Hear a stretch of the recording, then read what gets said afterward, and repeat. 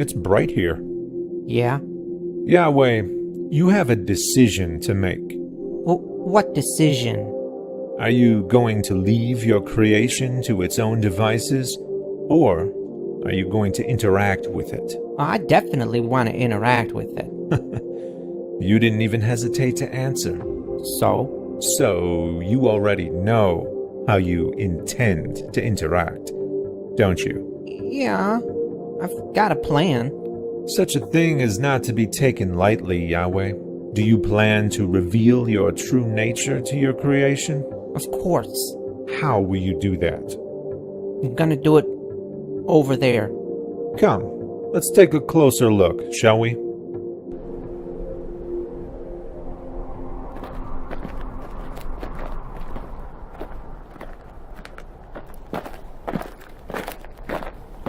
Here.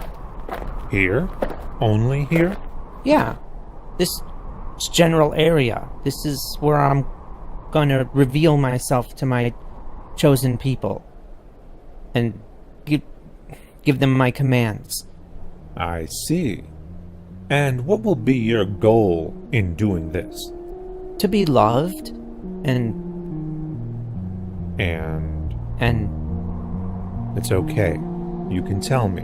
and worshipped, And if they don't? then they'll perish.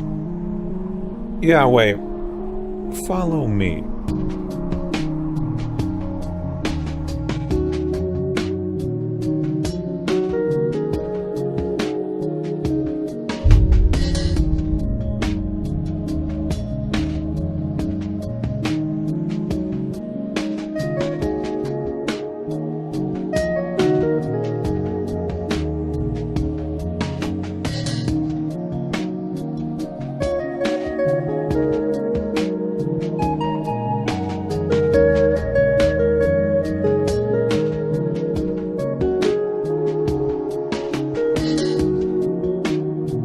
This general area, from the Tigris in the east to the Mediterranean in the west, and from Mount Ararat in the north to the Nile in the south, this tiny section of your creation will encompass the entirety of your interactions, recorded within your sacred texts.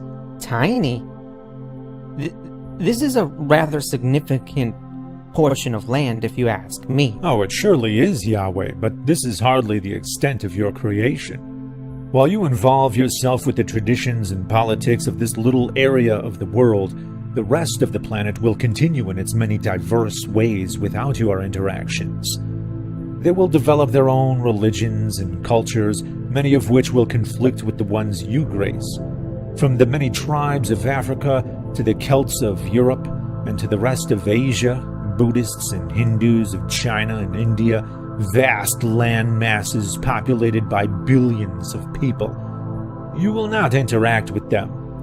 What of Indonesia and Australia? Across vast oceans, the tribes of North America will be ignorant of your earthly interventions, as will the Aztecs and Mayans of Central America and the Incas of South America. Entire continents of your creation inhabited by countless generations who will know nothing of your dire message. In fact, they'll each invent their own versions of gods who will echo their specific cultural values, no differently than your chosen people will echo yours, so you will seem like just another invented god, sharing the same cultural values as the people in the one area with which you will interact. That is a significant coincidence, Yahweh, for as some will eventually notice, gods always behave like the people who create them. So, you think I should just go around revealing myself to all these civilizations? Go around? No, Yahweh, you're omnipresent, so you're already among them. Always. Why remain hidden to those in South America but not to those in the Middle East? Why would mere geography affect an omnipresent God's interaction with his creation? Geography should only affect man-made gods. Given your plan here, I'm beginning to wonder why any human beings should exist beyond the Middle East at all. Come with me, Yahweh. Let's look at the bigger picture. Around half of the people on Earth will eventually develop religions based on your existence, and those religions will violently conflict with each other. Whether they believe the Earth is the place you sent your one and only son to be sacrificed, or that Muhammad was your prophet, or that the Jews are your chosen people, it's all about Earth. But look around. There are other planets here, revolving around this star. And this star, this massive object that's 1.3 million times larger than the Earth, is actually microscopic compared to the rest of the galaxy, which has hundreds of billions of stars, with systems of planets also numbering in the hundreds of billions, of which at least 8.8 billion are Earth-sized and inhabitable zones. Now, we could cross this galaxy if we traveled at light speed for 100,000 years. Yet even this incomprehensibly massive galaxy is microscopic, because there are hundreds of billions of galaxies. Try to wrap your mind around that. There's roughly 7.5 quintillion grains of sand on Earth, in every ocean, beach, and desert combined, yet there's octillions of stars in the universe. You knew that, though, because you're omnipresent, which means you're simultaneously amongst each and every one of those octillions of stars and all their systems of planets. And of all those many worlds, you're going to send your one and only son to a tiny area on one planet.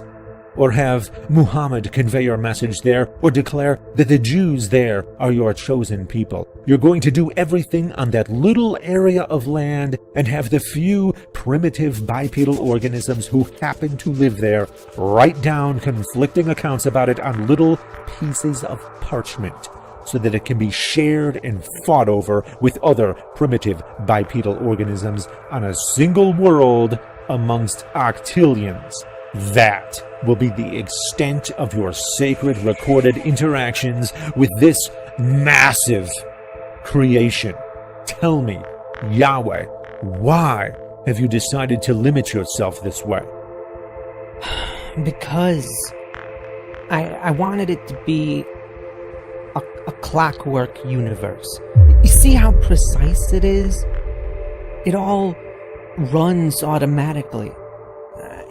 If I wanted to do that, then this is how it needs to be. But you're God. Yeah? So? You have unlimited power, so you need the universe to run automatically. To what end? You don't need to concentrate, you don't need to conserve energy, you don't need to devote time or resources elsewhere, because you have unlimited time, unlimited resources. Yahweh, one day, people will be able to look beyond Earth. And where once they thought they'd find you, instead they're going to find countless other worlds and stars and galaxies. They're going to find a clockwork universe, automatic, running and dying, all on its own, according to the laws of nature, without requiring an omnipresent, omniscient, omnipotent, omnibenevolent, spaceless, timeless, supernatural being to run anything. But they're going to ask who created those finely tuned laws of nature. The design of the universe itself will be the evidence of my existence and nature. Will it?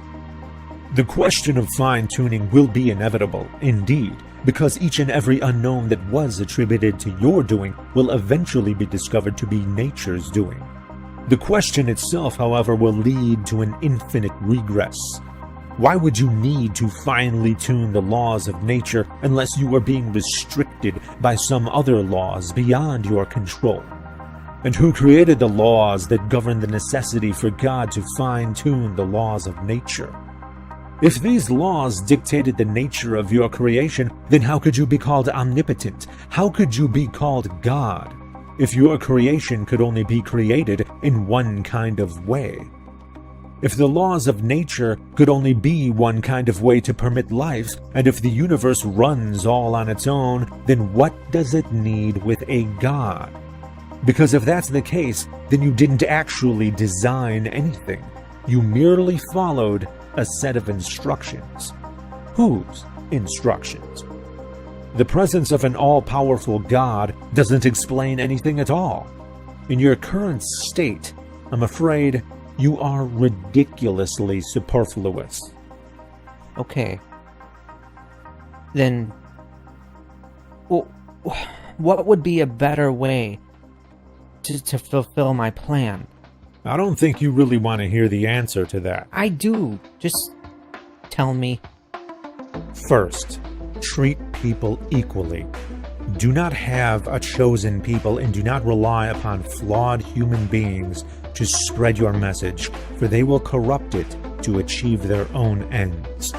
Instead, you yourself should convey your message to everyone in your creation equally, with consideration to their unique standards across all 7 continents on Earth and everywhere on every other planet with intelligent life. That way, there could be no misunderstanding or deception regarding your message. Do not attempt to convince or coerce people to love you through rewards or punishments. It's not real love if it's not born of one's own volition. Do not make a clockwork universe. Create a universe that demands your presence and interaction in order to run, so that it will make absolutely no sense unless you are there to run it as an integral cog in the machine. That way, when people say the universe, they will not see an automatic universe like it is now, running and dying all on its own. They'll see a universe in which you are completely inextricable and undeniable. And if I just keep the universe the way it is? This is the incomprehensibly vast and indifferent universe that is exactly what we would expect to see if left to its own devices, ungoverned by any gods. And the many religions of Earth are exactly what we would expect to see of humans who utilized invented gods to achieve their own human ends. If you truly cared to commune with your creation, then you've gone about it in the exact opposite of the way you should have. Curious, isn't it, God?